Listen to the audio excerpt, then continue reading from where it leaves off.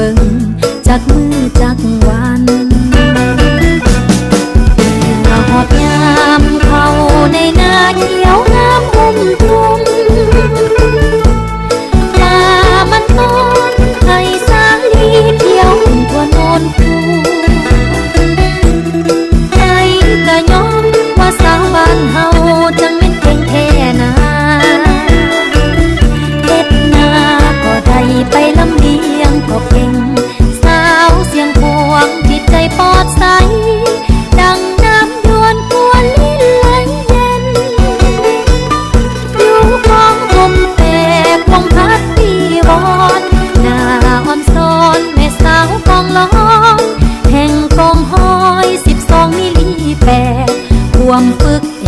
บวิชาทหารเพื่อต้านทานกับโจรอากาศมาหุกหาโอ้สาวเสียงพวงสาวบ้านเฮาสมชื่อเป็นหญิงนุ่มลาวที่ลาอาจหารสมเป็นลูกหลานของประชาชนเหมือนนกเป็นบินเกิดอยู่เมืองลาวหน้าฮักแท้แม่สาวเสียงพวงหน้าสวยๆตาดำๆขอกลมคิงบาว่าพายปืนยิ้มแย้มแจ่มใสความก้าวไปตามเส้นทางปลอดภัยประเทศชาติ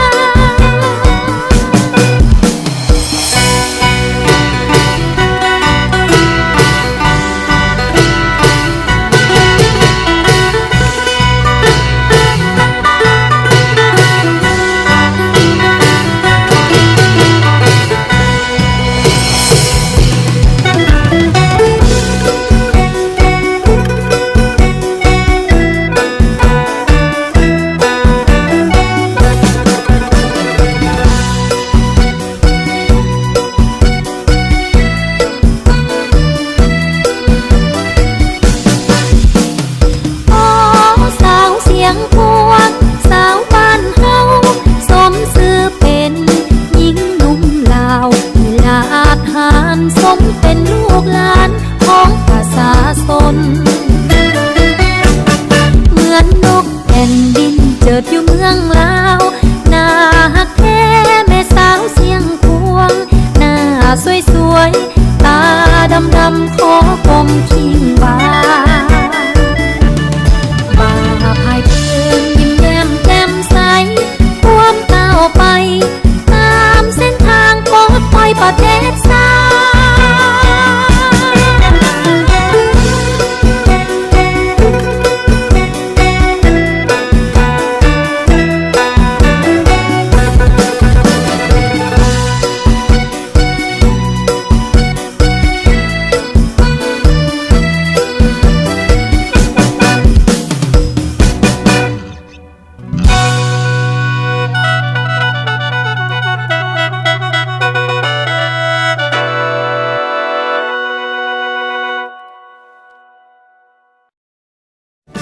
เหมือนนกแผ่นดินเจิดอยู่เมืองลาวหน้าฮักแท้แม่สาวเสียงพวงหน้า